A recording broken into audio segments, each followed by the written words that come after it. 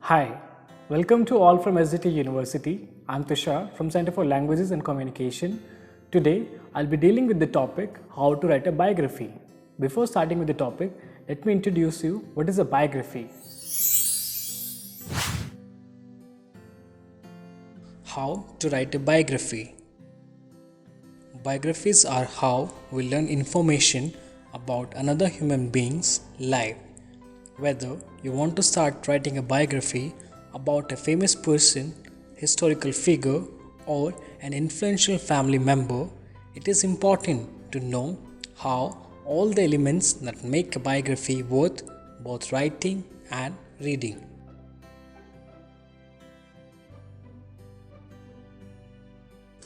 Whether you want to start writing a biography about a famous person, historical figure, or an influential family member, it is important to know all the elements that make a biography worth both reading and writing. Before starting with the topic, let me discuss a very few questions to understand the notion of writing a biography. What is a biography? A biography is a detailed, third person account of another person's life story. It contains basic information about the subject's life, like their place of birth, education, and interests. A biography may also chronicle relationship with family members as well as major events in the subject's childhood and how those influence their upbringing. A biography details the various accomplishments and life events of a real person. It is more than a facts and figures, it comes to a life with great stories told from beginning to the end.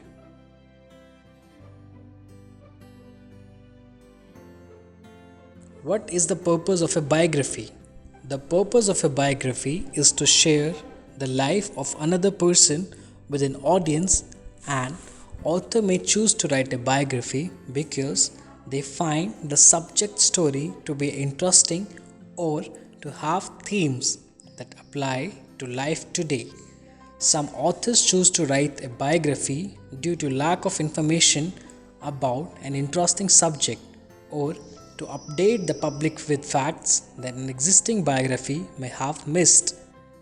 Biographical stories can be inspiring, highlighting the achievements of a particular figure, pointing out ways the subject overcame hardship, giving the readers a sense of encouragement.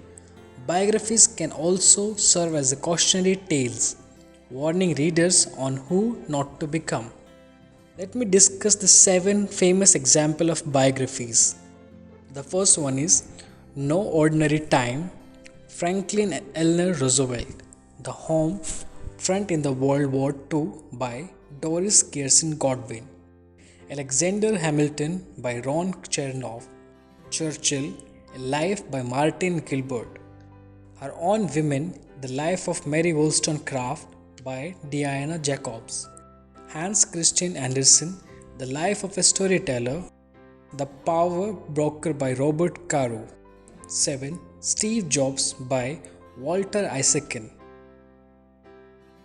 Let me share some important tip of writing a biography. To write the story of a person's life, you need to know more than just the basic facts. A good biography delves into what is really interesting about a person's life, noteworthy achievements, moments of adversity, and major turning points.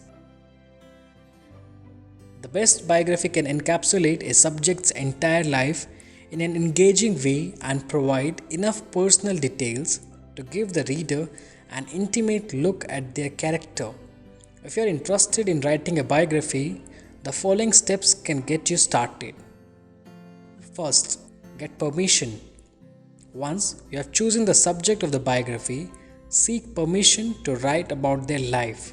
While in some cases it may not be necessary, getting permission will make the research portion of your writing process much easier. If the subject is willing to be biographied, they may provide significant details about their own story up front that will help make your writing about them more compelling. Second step, do your research. Regardless of how much you know about your subject, an extensive amount of research is necessary to paint a thorough picture of this person. If they are a historical figure, include information about the time period and they lived in and how it affected the way they lived their life. Primary sources are first-hand accounts of your subject's life and tend to be the most reliable sources. These can include journals, entries, emails, interviews, or memoirs. A primary source can also be any other information the subject has provided, such as personal website, Twitter bio, social media account, or professional bio. Secondary sources like magazines or documentaries can also be used in the information is proven accurate. Step 3.